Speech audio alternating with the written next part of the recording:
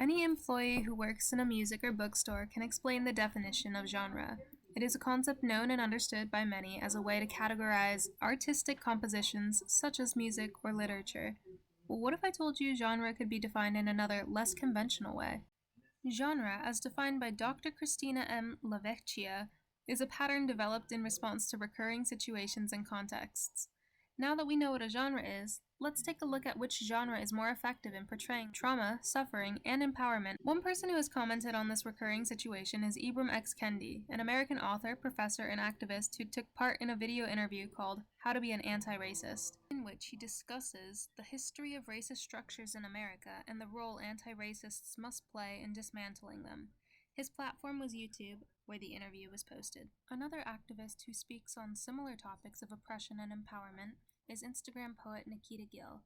Nikita Gill is a writer and is regarded as an exciting new voice in the world of poetry. Themes of loss and female empowerment often can be found in her writing. She has written and curated 7 volumes of poetry, and she uses her chosen platform, Instagram, to spread awareness about similar issues to Ibram X. Kendi. There are a lot of positives to both genres and platforms, so let's discuss which one is more effective. One thing we have to take into consideration is the use of ethos, logos, and pathos. Ibram X. Kendi's video interview offers lots of ethos. At the very beginning of the interviewer lays out all of his recent accomplishments for the audience to digest. These build up lots of credibility and allow the audience to feel more comfortable taking what he says to heart. New York Times bestselling author, founder of the Anti-Racist Research and Policy Center at American University.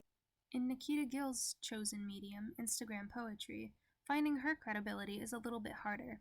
Unless she chose to put all her accomplishments in her bio, she has nobody to list her accomplishments for any newcomers coming to her page. The only credible thing she has going for her at the moment is that she's a woman. In her poems, she often talks about female empowerment. In these poems, she says I, which anyone can infer means that she is also a woman, or at least relates closely with the female experience. Her poem, Queens 2, talks a lot about female empowerment. This shows that she values equality, and other feminists might feel open to listening to what she has to say since they know they share values with her. Another thing we have to take into account is logos, which is the appeal to facts and reasoning.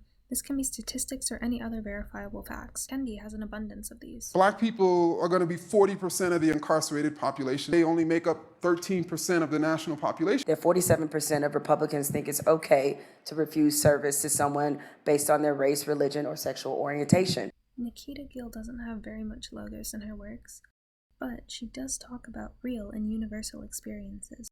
Many of her poems feature themes such as grief, suffering, and trauma. Last but not least of these persuasive devices is pathos. This is arguably the most important of the three. Kendi has a lot of things working for him in terms of pathos. For one, he is physically moving on the screen. You can hear his voice. This helps the audience to understand the message exactly how it was meant to be conveyed.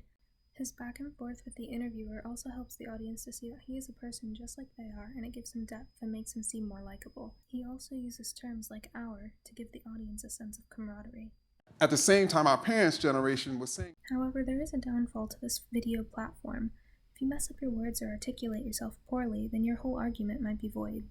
In the case of Nikita Gill, her Instagram poetry is not live, so it's up to the audience to read it to themselves. One positive of this approach to activism is that every word is carefully thought out before being published. There is no question about the meaning of what she is saying.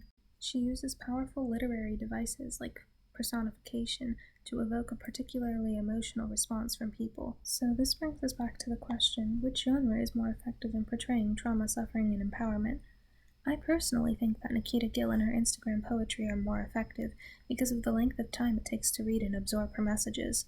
In addition to the accessibility of her work, her use of pathos is so strong that I feel she more accurately portrayed trauma, suffering, and empowerment in her work.